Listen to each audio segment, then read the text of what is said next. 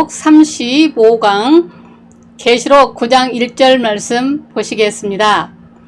다섯째 천사가 나팔을 불매 내가 보니 하늘에서 땅에 떨어진 별 하나가 있는데 그가 무저갱의 열쇠를 받았더라. 이 시간에는 황충이라는 제목으로 말씀을 드리고자 합니다.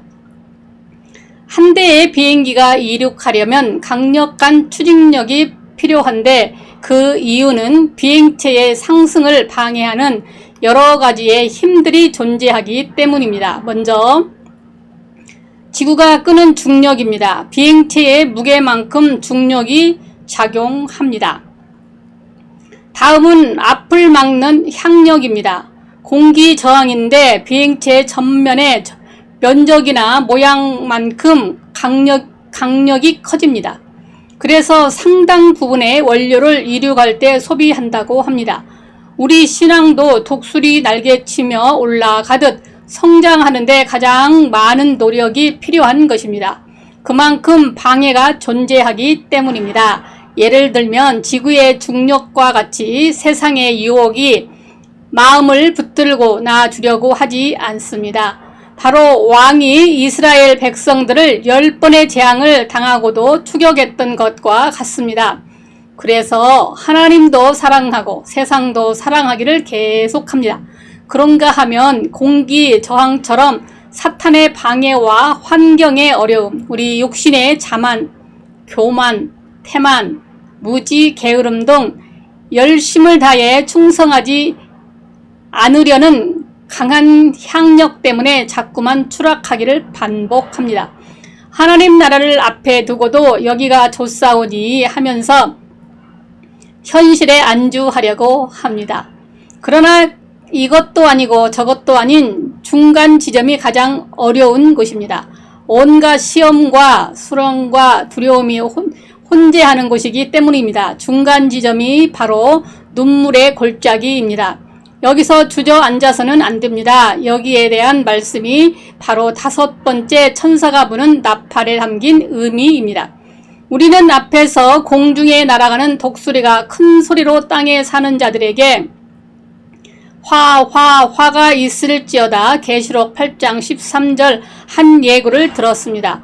그토록 복음 나팔을 불었는데도 아직도 땅에 사는 자가 있었습니다. 그것은 우리에게도 위에서 부르시고 잡아 끄는 장령만 있는 것이 아닙니다. 사탄과 세상과 육신의 생각이라는 강력한 향력이 존재하고 있기 때문입니다. 이것을 극복하려면 우리의 강력한 추진력이 더해져야만 합니다. 그래서 빌립보서 3장 10절로 12절에 내가 그리스도와 그 부활의 권능과 그 고난에 참여함을 알고자 하여 그의 죽으심을 본받아 어떻게 해서든지 죽은 자 가운데서 부활에 이르려 하노니 내가 이미 얻었다 함도 아니요 온전히 이루었다 함도 아니라 오직 내가 그리스도 예수께 잡힌 바 된 그것을 잡으려고 달려가노라 했습니다. 전능하신 하나님 앞에 그것이 맘대로 안 된다고 라는 사실을 기억하시기 바랍니다. 즉 세상적 삶이 그렇게 행복이 아니라는 것을 톡톡히 보여주실 것이기 때문입니다. 그러니까 앞으로 나오는 두려운 경고는 더 열심히 믿으라고 잔머리 굴리지 말고 딴 눈 팔지 말고 복음의 말씀 따라 더 온전히 주님을 바라보고 따라가라는 사인인 줄 아시기를 바랍니다. 왜 열심을 내어 하나님을 섬겨야 할까요? 사탄의 시험이 있기 때문입니다. 1절 말씀 다섯째 천사가 나팔을 불매 내가 보니 하늘에 땅에 떨어진 별 하나가 있는데 그가 무저갱의 열쇠를 받았더라. 아멘. 다섯째 천사가 나팔을 불었습니다. 이 다섯째 천사의 나팔은 하나님의 뜻대로 살지 않음이 얼마나 어리석고 미련한 것인가를 깨닫게 하시는 그 역시 복음입니다. 여기 하늘에서 떨어진 별은 무엇일까요? 별이 예수님을 상징할 때도 있지만 그렇다고 떨어진 별은 아닙니다. 루시퍼 천사입니다. 하나님께서 그토록 사랑한 천사가 배은망덕하여 교만하여 하늘에서 떨어졌습니다.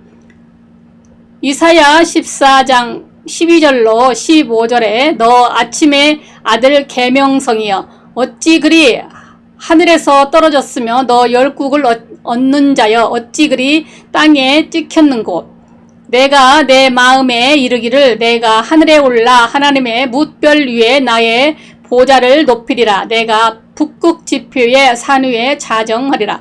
가장 높은 구름에 올라 지극히 높은 자와 비기리라 하도다. 그러나 이제 내가 음부 곧 구덩이의 맨 밑에 빠치우리로다 했습니다. 이사야 14장의 배경은 바벨론 왕의 교만에 대한 이야기이지만 그의 사탄의 상징이라는 점에서 그 본문을 사탄론으로 해석하는 것입니다. 그런데 계시록 8장 10절에 셋째 천사가 나팔을 부니 햇불같이 타는 큰 별이 하늘에서 떨어졌는데 표현은 흡사하지만 여기 큰 별과 다른 한 별입니다. 큰 별은 예수님을 상징하지만 여기 별 하나는 여러 별 중에 하나로서 사탄입니다. 그런데 사탄만 있는 것이 아닙니다. 문제는 이 하늘에서 떨어진 이 별이 무조갱의 열쇠를 가지고 있기 때문입니다. 이 역시 난해한 부분입니다. 계시록 1장 18절을 보면 사망과 음부의 열쇠를 가지신 분이 예수님이신데 계시록 9장 본문에서는 하늘에 떨어진 별 하나가 무조갱의 열쇠를 갖고 계시록 20장에서는 비슷한 말씀이 있습니다. 계시록 20장 1절로 2절에 또 내가 봄에 천사가 무조갱의 열쇠와 큰 쇠사슬을 그의 손에 가지고 하늘로부터 내려와서 용을 잡으니 곧 옛뱀이요 마귀요 사탄이라. 이 말씀을 참고할 때 아무나 무저갱의 열쇠를 갖는 것인지 매우 혼란스럽습니다. 천사가 무저갱의 열쇠를 가졌다는 것은 천사가 대행자가 될 수도 있다는 점에서 이해할 수 있지만 하늘에서 떨어진 별은 사탄이 분명한데 왜 무저갱의 열쇠를 갖고 있는지 이해하기가 어렵습니다. 그러나 이런 표현은 어떤 내용의 충돌이 아니라 계시록에서만 뭔가 알려주기 위한 독특한 표현법일 뿐입니다. 참고로 직유와 비유의 차이점을 알아야 합니다. 계시록 1장 18절은 직유입니다. 그러므로 예수님의 음부의 열쇠를 가지신 이 진리는 불변입니다. 그러나 본문의 비유와 상징으로서 무언가 우리에게 교훈을 주려 하고 있다는 것입니다. 그리고 무저갱 역시 성경에서 꼭 지옥만을 의미하지는 않습니다. 우리 인간의 마음의 고통이나 끝없는 욕망의 비유이기도 합니다. 그래서 잠언 30장 15절로 16절에 거머리에게 두 딸이 있어 다오다오 하느니라. 족한 줄을 알지 못하여 족하다 하지 아니하는 것 서너시 있나니 곧 스올과 아이배지 못하는 태와 물로 채워질 수 없는 땅과 족하다 하지 아니하는 불이로다 하였습니다. 여기 스올이 무덤 혹은 지옥을 가리킵니다. 그러니까 사탄에게도 일종의 권세가 있습니다. 사람들을 미혹하고 시험하고 유혹하고 욕망의 덫을 빠지게 합니다. 지옥도 한 존재입니다. 하나님께서 그걸 허용하신 이유는 믿음 없고 나태하며 불의한 자에게 대한 일종의 심판입니다. 그래서 데살로니가후서 2장 9절로 12절에 악한 자의 나타남은 사탄의 활동에 따라 모든 능력과 표적과 거짓 기적과 불의 모든 속임으로 멸망하는 자들에게 있으니 이는 그들이 진리의 사랑을 받지 아니하여 구원함을 받지 못함이라. 이러므로 하나님의 미혹의 역사를 그들에게 보내사 거짓 것을 믿게 하심은 진리를 믿지 않고 불의를 좋아하는 모든 자들로 하여금 심판을 받게 하려 하심이라 했습니다. 하나님께서 왜 사탄을 허용하시느냐 했더니 이런 점이 있습니다. 성경은 말씀합니다. 근신하라 깨어라 너희 대적 마귀가 우는 사자와 같이 두루 다니며 삼킬 자를 찾나니 너희는 믿음을 굳건하게 하여 그를 대적하라. 이는 세상에 있는 너희 형제들도 동일한 고난을 당하는 줄을 알미라. 모든 은혜의 하나님 곧 그리스도 안에서 너희를 부르사 자기의 영원한 영광에 들어가게 하시니가 잠깐 고난을 당한 너희를 친히 온전케 하시며 굳건하게 하시며 강하게 하시며 티를 견고하게 하시리라. 베드로전서 5장 8절로 9절은 말씀하셨습니다.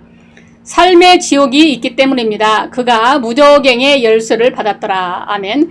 여기 무저갱이란 신약에만 나오는 것으로, 그러나 이 용어는 히브리어 기품이라는 의미의 태움에서 나왔습니다. 이 무저갱에 대하여 학자들은 지금 현재 악한 영들을 거하는 곳으로 장차 악한 영이 영원한 처소가 될 불못으로 떨어지기 이전에 잠시 있는 장소로 보고 있습니다. 계시록 19장 20절과 20장 10절 말씀이 기록되어 있습니다. 이 무저갱이란 끝없는 깊은 일종의 지옥입니다. 100년을 떨어져도 밑바닥에 닿지 않는 수직갱도입니다. 여기 무저갱의 열쇠란 사탄이 우리 삶을 지옥으로 만든다는 것입니다. 사탄이 성도를 지옥 보낼 권세도 있습니다. 그러나 삶을 지옥처럼 만들 권세도 있습니다. 하나님을 멀리하고 몸과 마음을 들이지 않고 근신하지 않으면 사탄의 시험이 어떻게 다가올지 예측할 수 없습니다. 사탄은 틈만 있으면 하나님의 택한 백성에게까지도 온갖 시험으로 해방하려고 합니다. 그들의 사명입니다. 욥은 온전하고 정직하고 하나님을 경외하면 악하게 떠난 자였지만 그에게도 하나의 약점이 있었습니다. 욥기 1장 5절 그들이 차례대로 잔치를 끝내면 욥이 그들을 불러다가 성결하게 하되 아침에 일어나서 그들의 명수대로 번제를 드렸으니 이는 욥이 말하기를 혹시 내 아들들이 죄를 범하여 마음으로 하나님을 욕되게 하였을까 함이라. 욥의 행위가 항상 이러하였더라 했습니다. 느낌으로는 칭찬 같지만 욥의 치명적인 약점이 보입니다. 이것은 완전주의자입니다. 완벽주의자, 완전주의자 좋은 거 아닙니다. 친구들이 공격한 논쟁의 주제 역시 인간이 어떻게 완전할 수 있느냐가 주제였습니다. 그러나 욥은 하늘을 우러러 부끄러움이 없을 만큼 완전함에 행했다고 말했습니다. 징계받을 이유가 없다는 것입니다. 그러나 욥기 33장에서 젊은 엘리후에게 지적당하고 맙니다.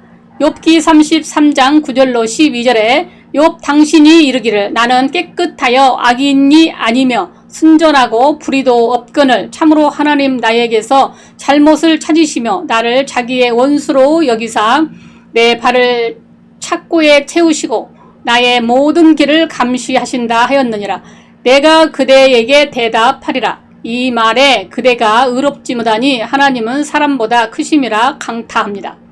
이처럼 완전주의에 빠지면 나의 작은 흠 하나 때문에 마음이 평안하지 않습니다. 사탄이 참소를 받아 우리의 양심은 온갖 평안과